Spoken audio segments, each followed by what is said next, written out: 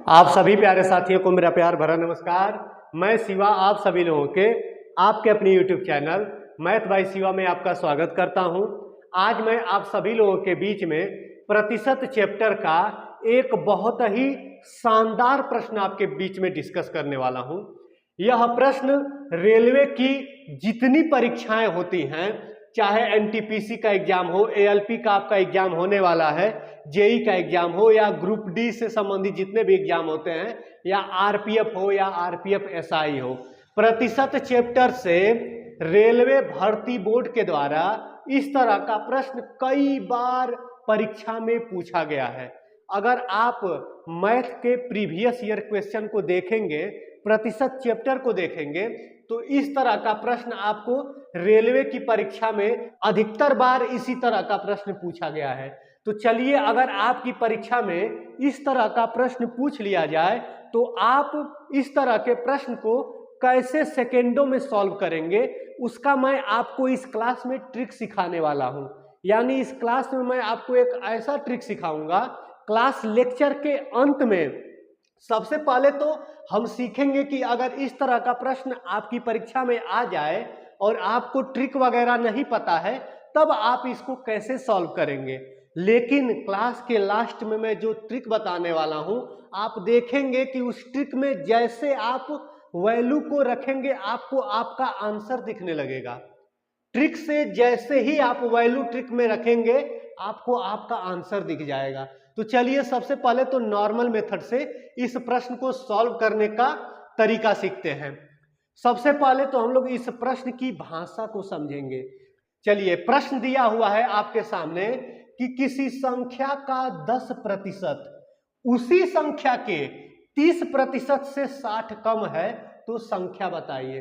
कह रहा है किसी संख्या का 10% जितना होगा उसी संख्या का 30% जितना होगा, तो 30% से अगर 60 कम कर देंगे तो वह 10% के बराबर हो जाएगा। चलिए, इस तरह के प्रश्न को कैसे सॉल्व किया जा सकता है। तो अगर आपकी परीक्षा में इस तरह का प्रश्न पूछ लिया जाए तो आप जो वह संख्या दिया हुआ है उसको यक्स मान लीजिएगा। मान लेते हैं कि वह संख्या क्या है, यक्स है। संख्या को हम लोग क्या मान ले रहे हैं, यक्स मान ले रहे हैं। वह संख्या हमारी क्या है, यक्स है। अब क्या कर रहा है कि किसी संख्या का 10%, यानी संख्या को यक्स माने हैं तो यक्स का हम लोग 10% निकाल लेते हैं। यक्स का 10% सॉल्व करते हैं। यक्स का मतलब गुणा 10 बटा में ये कितना हो जाएगा, 100 हो जाएगा। 10 से कम 10, 10 दहा में 100। यक्स से 1 में गुणा होगा तो यक्स आ जाएगा और बटे में 10 आ जाएगा।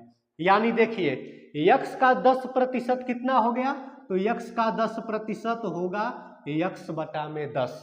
यहां पर देखिए हम लोग निकाल लिए हैं। यक्स का 10% कितना है, यक्स बटा में 10 आ गया। आगे क्या प्रश्न कर रहा है कि उसी संख्या के, किस संख्या के, यक्स की बात कर रहा है, उसी संख्या के 30% से। तो सबसे पहले तो हम लोग इस संख्या का 30% जान लें, उसके बाद से 60 कम करेंगे और देखेंगे कि वह इसके बराबर हो जाएगा। प्रश्न की भाषा कह रहा है कि वह इसके बराबर होगा। यानी सबसे पहले तो हम लोग संख्या का 30% देख लें, तो यक्स का 30% सबसे पहले हम लोग निकाल लेते हैं।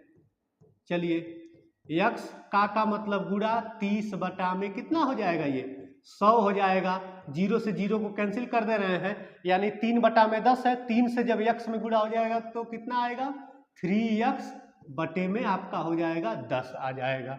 यानी संख्या का 30% कितना आ गया, तो संख्या का 30% हो गया 3x बटे में 10। देखिए, संख्या का यहाँ पर 10% है और संख्या का यहाँ पर 30% है। अब इन दोनों प्रतिशत में किस तरह का संबंध इस प्रश्न में बनाया जा रहा है, यह देखिए। प्रश्न कह रहा है कि किसी संख्या का 10%, यानी इसकी बात कर रहा है। संख्या का 10% यही है। किसी संख्या का 10% उसी संख्या के 30% से, तो यानी यक्स का हम लोग 30% निकाले हैं तो ये यक्स का 30% हो गया। ठीक है ना। यानी जो ये 10% है, इसी संख्या का जो ये 30% है, इससे अगर हम 60 कम करेंगे, 30% से अगर 60 कम कर देंगे तो वह इसके बराबर हो जाएगा। प्रश्न यही कह रहा है ना कि संख्या का जो 10% है उसी संख्या का जो 30% है, 30% से 60 कम कर देंगे ना तो वह 10% के बराबर हो जाएगा। यानी कहने का मतलब कि जो संख्या का ये 30% है, इससे अगर हम 60 कम कर दें तो वह इसके बराबर हो जाएगा। यानी प्रश्न था कि किसी संख्या का 10%, यानी संख्या का ये 10% है, उसी संख्या के 30% से, तो यह उसका 30% है, 30% से 60 कम है, यानी इस 30% से अगर 60 कम करेंगे तो वह उसके 10% के बराबर हो जाएगा।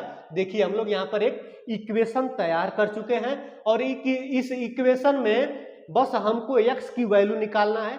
x की वैल्यू निकालेंगे तो x क्या है, यह x ही वह संख्या है, संख्या निकल जाएगा। ठीक है, तो बाकी इधर मिटाते हैं, जगह नहीं है तो। इक्वेशन आपके सामने क्या है कि 3x बटे में 10 माइनस 60 बराबर है उस संख्या के 10% यानी x बटा में 10 के। यानी संख्या का जो ये 30% है, इससे अगर 60 कम करेंगे तो यह संख्या के 10% के बराबर हो जाएगा। ठीक है, चलिए अब हम लोग इस इक्वेशन को सॉल्व करते हैं। इक्वेशन सॉल्व करना आप जानते होंगे, x की वैल्यू निकालते हैं तो 60 को उधर लेकर चले जाते हैं और इस वाली संख्या को बराबर के इधर ला देते हैं, तो क्या होगा 3x बटे में 10 इधर रहेगा, जब यह बराबर के इस साइड आएगा तो यह भिन्न धनात्मक है, इधर आएगी तो वो ऋणात्मक हो जाएगी, यानी माइनस x बटा में 10 आ जाएगा। ठीक है, और ये माइनस 60 है, बराबर के उस साइड जाएगा तो कितना आ जाएगा 60 हो जाएगा, यह आपका 60 हो गया। ठीक है, चलिए आगे सॉल्व करते हैं इसको।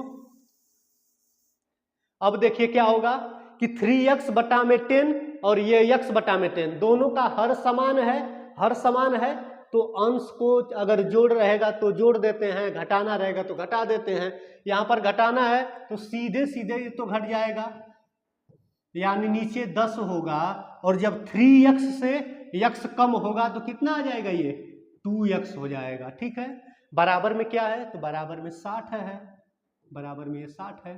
ठीक है, अब क्या करेंगे, इस संख्या में इससे भाग है, बराबर के उस साइड ले जाएंगे तो इस संख्या से इसमें गुणा हो जाएगा, यानी 2x बराबर कितना आ जाएगा आपका, 2x बराबर हो जाएगा 60 गुणे 10 आ जाएगा। ठीक है, हमें निकालना क्या है, x की वैल्यू निकालना है। ये 2x की वैल्यू इतना हो रहा है तो x की वैल्यू कितना होगा तो 2 से उधर भाग हो जाएगा, यानी x बराबर कितना आएगा तो 60 गुणे 10 बटे में 2, 2 से काट दीजिए, 60 कितनी बार में कटेगा 30 बार में कटेगा, और 30 दहा में कितना होता है तो 30 दहा में आपको पता है 300 होता है, यानी x का मान कितना आ गया, x का मान 300 आ गया। यानी उस संख्या को हम लोग x माने थे और x का देखिए यहाँ पर वैल्यू पता चल गया, यानी x की वैल्यू कितना आ गई 300 आ गया। ठीक है, यह तो नॉर्मल मेथड था, अगर आपको ट्रिक नहीं पता है तो आप इस तरह से सॉल्व करेंगे अपने प्रश्न को, लेकिन अगर आप ट्रिक सीख लेंगे ना तो बहुत ही कम समय लेंगे इस प्रश्न को सॉल्व करने में। तो ऑप्शन ए सही है। ठीक है ना, ऑप्शन ए इसका क्या हो जाएगा, करेक्ट आंसर हो जाएगा। चलिए आगे बढ़ते हैं। अगर आपकी परीक्षा में इस तरह का कोई भी प्रश्न पूछ ले तो जो यह मैं आपको ट्रिक सिखाने वाला हूं इसको बस आप याद कर लीजिएगा, इस तरह के किसी भी प्रश्न को आप सेकेंडों में सॉल्व कर पाएंगे। इस तरह का अगर आपकी रेलवे की परीक्षा में प्रश्न पूछ लिया जाए तो आपको बस यह ट्रिक याद करना होगा, और अगर आपको यह ट्रिक याद हो जाएगा तो इस तरह के किसी भी प्रश्न को आप सेकेंडों में सॉल्व कर लेंगे। सबसे पहले तो हम लोग ट्रिक की भाषा को समझते हैं और अपने प्रश्न के लैंग्वेज को समझते हैं।